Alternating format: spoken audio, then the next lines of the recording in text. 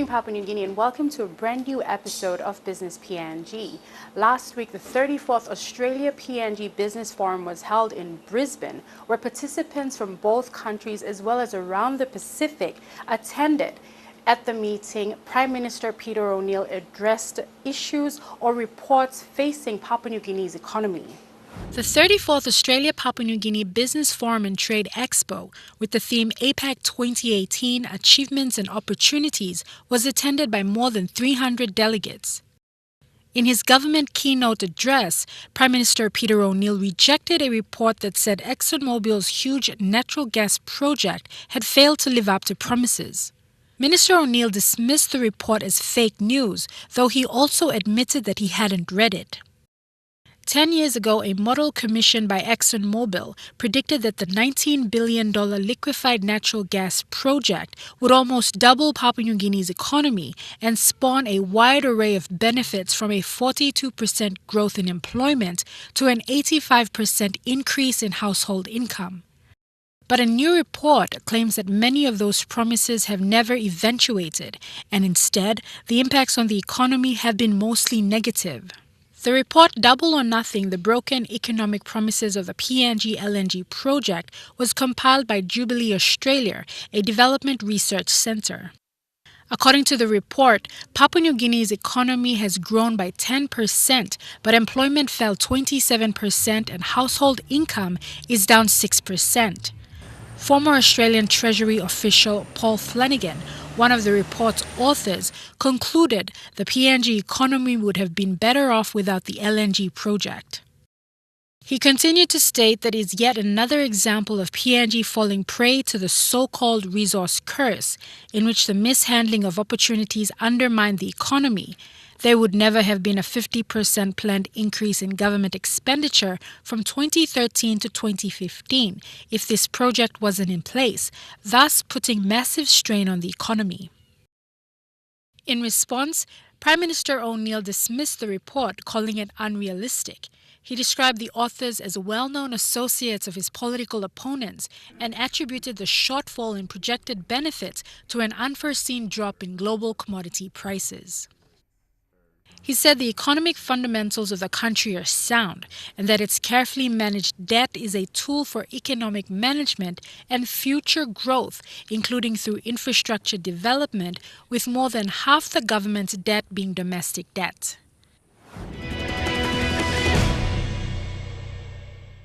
I'm Ian Jarari in Manila, and you're watching Business PNG.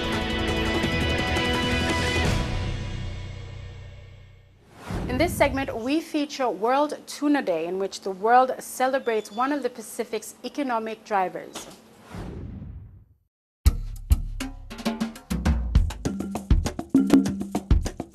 Last week, the world celebrated World Tuna Day, an opportunity to acknowledge one of the most widely consumed fish in the world and reflects on how to protect it for future generations.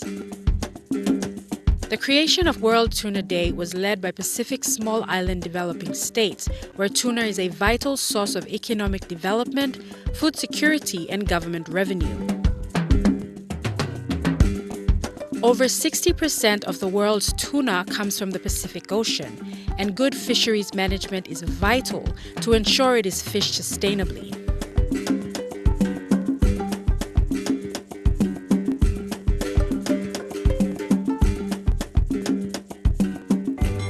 The Pacific Community, or the SPC, plays an important role in managing tuna fisheries in the Pacific, as noted by Moses Amos, Director of Fisheries, Aquaculture and Marine Ecosystems Division.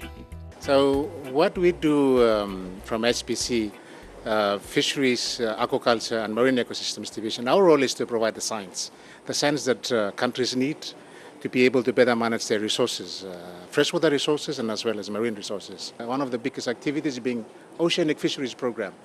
And NFA has sponsored tagging of tuna in PNG waters. Why PNG waters? Because PNG waters contains or sustains one of the biggest skipjack population. It has the big breeding grounds in PNG. So we have provided assistance in terms of science, scientific assessments, scientific advice, but most recently dealing with tuna tagging. So that's why we work with NFA, and we've collaborated. One important way that data about tuna is collected is through SPC's Oceanic Fisheries Program Tuna Tagging Voyages.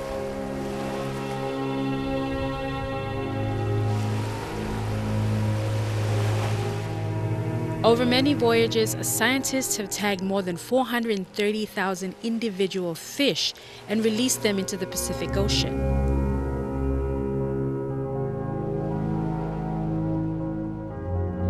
These tags are gradually recovered over months and even years and provide data to monitor mortality, movement, and growth of tagged fish. The data is also used to understand the health of tuna stocks and the impact of fishing practices. The last tuna tagging voyage went through the waters of Papua New Guinea and the Solomon Islands. Building on the hundreds of thousands of tags released since the Pacific Tuna Tagging Program began in 2006. The next voyage will be departing from the Marshall Islands in July this year. We've been deploying tags on tuna, on skipjack, bikai and yellowfin, and we tagged more than 27,000 tuna in the waters. So the tagging project is a crucial importance for scientists to be able to provide information about migration of the tuna and also about the impact of the fisheries on the tuna stocks. So what is important is to establish a good tag recovery scheme in the country. So I'm in PNG. We've been working a long time together with NFA, so the National Fishery Authority. We've got tag recovery officers based in major ports in Wewak, Madang, Lae, of course Port Moresby and Rabaul. And I'm just here to continue that collaboration, maintain it, following up on the data, implementation and agreement between NFE and SPC. Because this tagging project is crucial for everyone, I need to make sure that the reward scheme is also implemented. So whenever a fisherman or an industry like at the cannery someone found a tagged fish, he needs to report the tag to the fisheries officers, and we've got reward for that. So an incentive for people to report the tag. So it's 30 kina for a spaghetti tag, so it's just a plastic tag, and 800 kina for an archival tag. So there's those two tags give us different type of information. So the plastic tag just tell us where the fish has been caught. Because of course, when we tag the fish, we measure the fish, we release the fish in the water, and we actually record the information where it was released. And then when the fishermen catch the tagged fish, they give us information about where the tagged fish was caught, as well as possible measurements. So we can look at where the fish went. We don't have details of what's happening between the release location and the catching location, but we know that the fish migrate. And with the archival tag, which is an electronic device that we implement inside, we actually do a chirurgical implementation of this device. This device records temperature, as well as light, pressure. So we have a good understanding where the fish is diving, how deep they're diving, but also using some analysis with models, we actually look at the migration and we have a very good understanding about the movement of this fish. So when the fishermen collect this tag, it's a very precious information for us, and we manage to extract that information into a database. So my role is really to guarantee that the awareness is done locally within the port, and that the officers are ready to handle the huge amount of tag that's going to be reported by the fishermen, by the cannery staff, and by the whole industry. Fisheries management also depends on a clear understanding of how much tuna is being caught and where. Fishers usually use paper log sheets to record catch data, but this system is cumbersome and data can take months to be collected and manually entered into databases. Tuna are one of the great predators of the Pacific Ocean. They're a vital source of food, economic development, government revenue, culture, and recreation throughout the Pacific. World Tuna Day celebrates a fish that is powering progress in the Pacific and needs to be sustainably managed so that future generations can continue to benefit from it.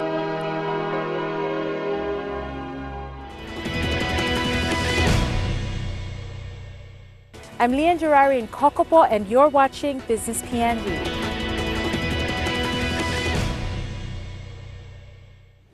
And now on to some business news stories making headlines this week.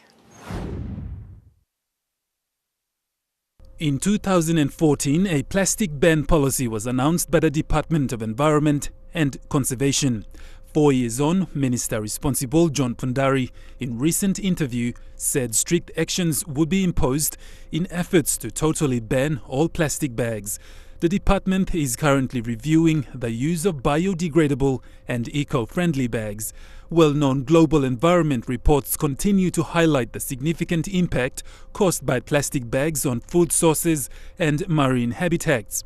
According to research in 1950, the world's population of 2.5 billion produced 1.5 million tons of plastic. In 2016, a global population of more than 7 billion people produced over 320 million tons of plastics. This is set to double by the year 2025 to 2034. Every day, approximately 8 million pieces of plastic bags find their way into our oceans. Papua New Guinea imports nearly 460,000 kilograms of plastic bags every year. This is on record and assessed by authorities. However, other plastic bags are illegally entering the country. Businesses and manufacturers using plastic bags in the country will be urged to use other methods of packaging that are biodegradable and eco-friendly. With soaring statistics of plastic bag pollution around the world, one's rhetorical mindset should be based on questions: how many animals are killed by plastic each year? How plastic pollution is caused, how many fish in the sea are killed by plastic each year, and how plastic waste is produced in the world. Okay, so we value the industry at nearly $1 billion kina. Mr. Presswood told MTV News biosecurity standards of Papua New Guinea needs to be improved.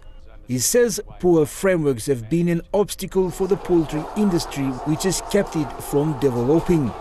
The president of the PNG PIA believes all stakeholders can help the government. We have to ensure biosecurity is as strong as we possibly can. That means that all of our flocks are clean and healthy, and we can achieve the right outcomes for the people of PNG. So it's all about food security. The poultry industry in PNG has struggled in the past 15 years despite producing enough for the domestic market. But there is potential to export and compete in the world market. President Presswood says the recent New Zealand trip has positioned the poultry industry and government on the right path for work to begin. PNG is in the same position where we're currently looking to create a really strong position on biosecurity, and that's going to give us some opportunities to ensure food security and future exports down the track. So as we move forward from here, we've got a picture of what we need to do. The New Zealand government, under the leadership of Minister Maru, has been able to work with us and show us the way that we can create that environment for biosecurity and move forward. Upon arrival in Port Moresby, National Planning Minister Richard Maru gave an overview comparing biosecurity standards used in PNG. He says this is one priority area, with government shifting its focus away from the non-renewable sector. So biosecurity is a very big issue. And New Zealand is number one in the world. Its economy is underpinned by agriculture on the back of science and on the back of biosecurity. They are very good. So I think we have some exciting times, but we need to sort of think like our laws of biosecurity, put in infrastructure like the WAF in Vanimo, WAF in Kikori. We really need to focus on these key economic enablers that will help us to unleash the potential of our country. A biosecurity forum will be held next week in Lae, Morobe province. The fight between the Jigas and the Angan stopped after two suspects from the Jiga Malagam tribe surrendered to police last Wednesday. They were each charged with one count of murder. PPC Kamiak said a stone fight broke out between some Angan men believed to have been drunk, damaged vehicles that were parked at the Gomis Oval during rugby competition. Owners of the vehicles retaliated and ran over 2 men. Police on duty responded and stopped the fight that could have been escalated into towns and the settlements. The tribesmen of the 2 Angan men travelled from Layagam in Anga province to Western Highlands province and retaliated. PPC Kamiak said a man and woman from Tambul Nebilia and Chimbu province were shot by the Angans. Both lived at Kimininga settlement close to the local Jiga Mulagam people. They must have thought that they were Agans, the Jiga sleeping there, but they mistakenly they shot a young woman from Chuawe, Chimbu province, and a young man from Tambul. The 2 suspects were then released on bail but will appear for the court hearing. PPC Kamea clarified that the suspects were released to prevent the tension to escalate into the city. He said the Jiga people were angry because the Angans didn't surrender the suspects who allegedly killed the 2 people. Both parties held a roundtable discussion at Mount Hagen police station last week and came to an agreement to take responsibility of the deaths. And that's all we have for this episode of Business PNG. For more information, or if you would simply like to view this episode again, visit MTV online at the URL at the bottom of your screen, or to simply join the conversation, like our page on Facebook or follow us on the Twitter handle at Business PNG. Until next week, have a pleasant evening. I'm Leon Jarari, and this was Business PNG.